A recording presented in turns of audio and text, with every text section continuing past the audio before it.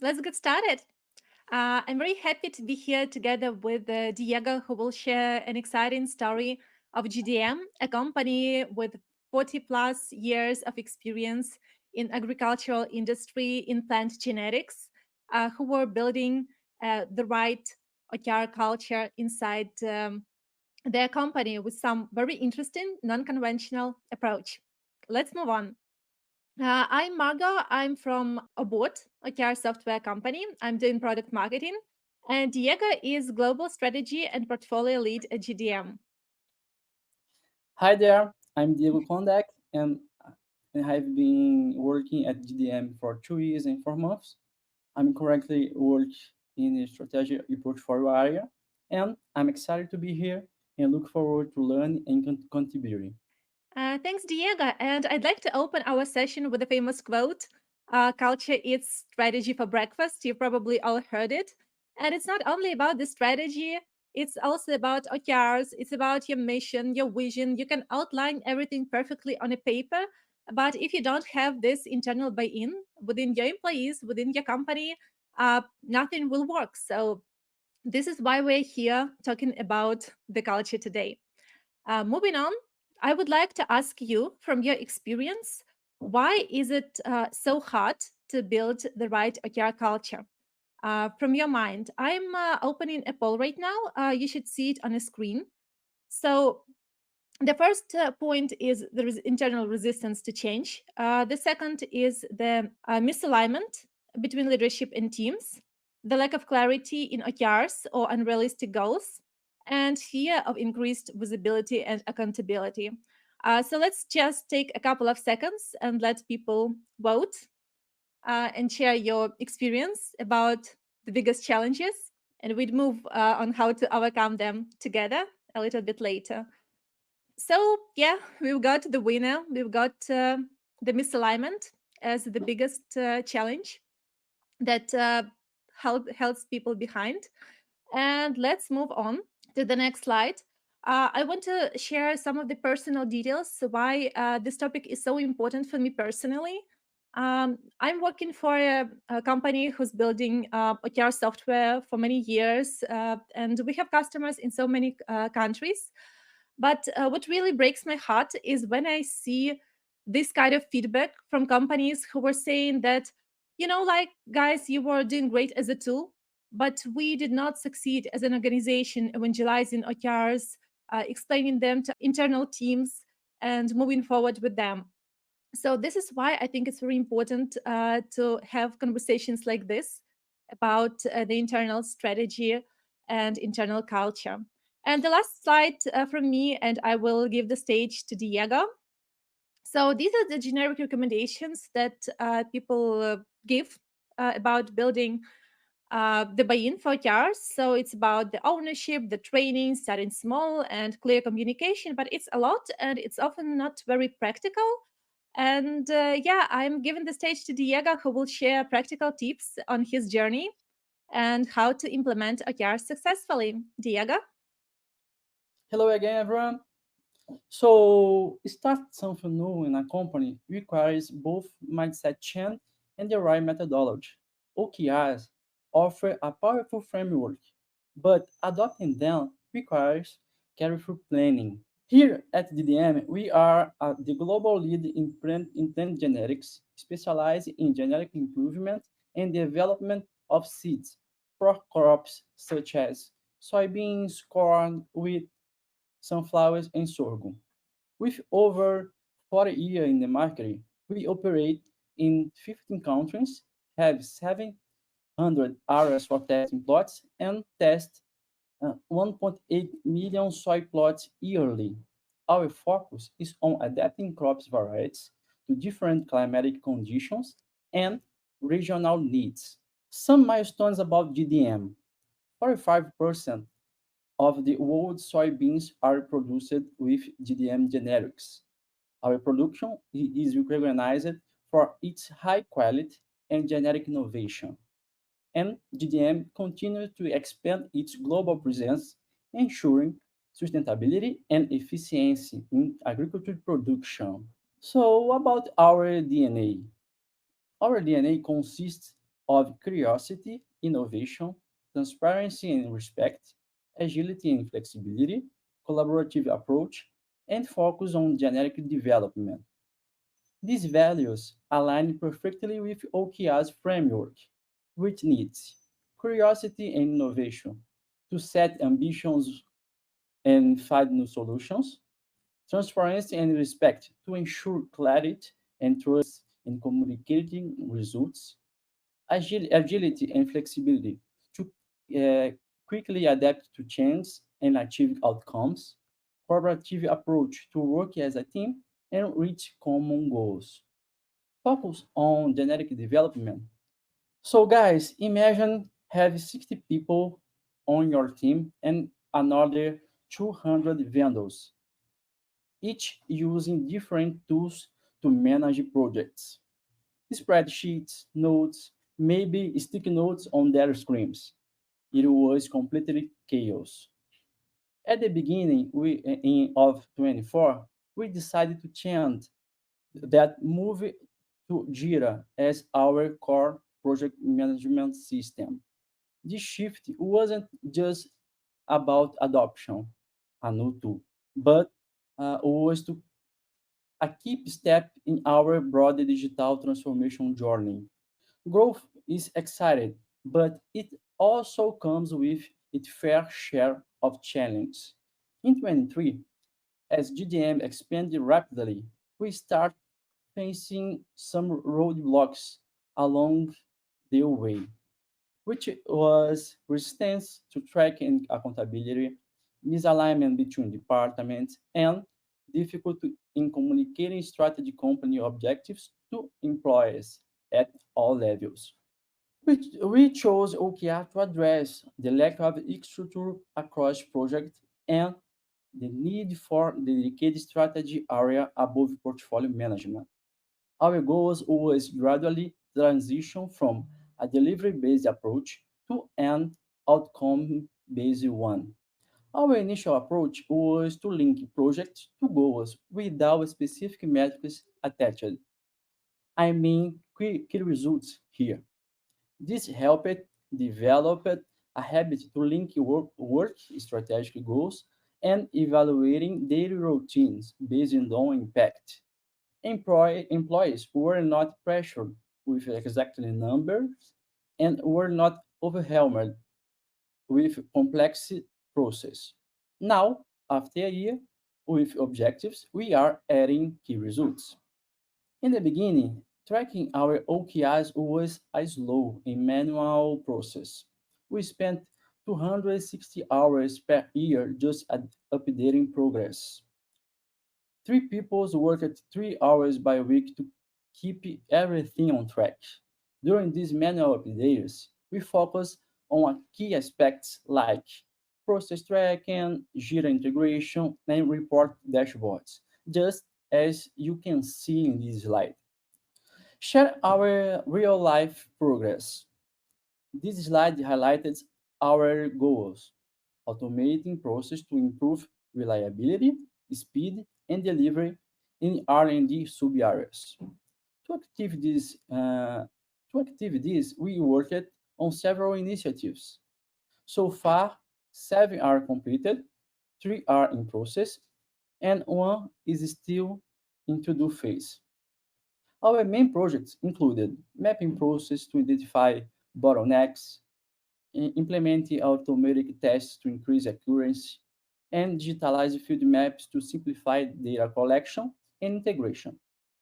All of these efforts are integrated into Headway, our central R&D system that connects everything. We started with a simple methodology focused on connecting objectives to projects. We know that this approach doesn't fully follow the OKR framework, but we felt it was a good way to restart. And how we did it? The directors set the main objectives, and the team worked on bringing them to life through aligned projects. We had annual cycles for the company objectives and monthly check-ins to track progress. Here at GDM, we integrate external vendors into our system, OKR system, allowing them to automatically contribute to the scoring of objectives without the vendors seeing the strategic goals. This is done through Jira, where the vendors work alongside our internal teams. From this slide, you can see that we have 41% of the objectives completed with 110 items connected to Jira, and there are 7 groups working on the objectives, and with 50 people involved. We can manage vendors both by group and individually, ensuring alignment and efficiency. Innovation comes with challenges, and we know that making mistakes is a part of the process. There is no innovation without trial and errors, and each mistake helps us learn and improve. At first, people weren't used to think about end goals. They were focused mainly on delivering their projects and doing great work, which caused some resistance to change. We started simple, showing how their work leads to real results. We listened to feedbacks and kept everyone involved, and used a clear plan with training, time, and ongoing improvements. So in these slides, it's possible to see our collaboration. Our team works closely with clients and gather feedbacks after every delivery. We also have a business owner who represents the client and works directly on technology projects. Awards help it automated process, making our deliverables more reliable and faster. In this slide, you can see some examples of goals and deliverables. For example, one of our goals is to improve the marketing system with deliverables like analyzing customer needs and creating a personalized product recommendation system. By using an goals management tool, we saved 260 hours a year. This efficiency boost allow us to focus more on strategic priorities. OKRs have greatly improved the strategy management and delivery at GDM, particularly in IT. We, no- we now track the process of 3 directors and 10 departments, including external vendors, while automating process and streamlining operations.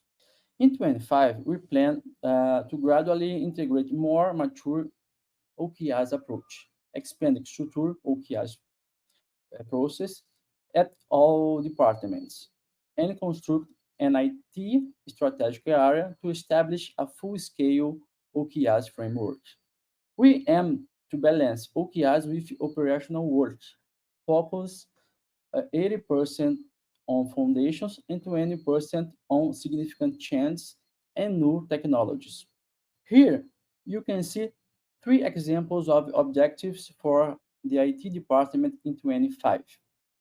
Deliver impactful projects to our customers with key results such as development and implementing 3 new tools for our R&D department and increase customer satisfaction by 20%.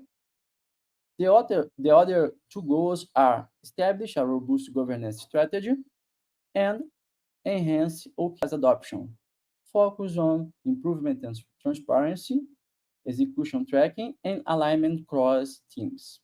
Start small with OKRs is better than focus just on project delivery.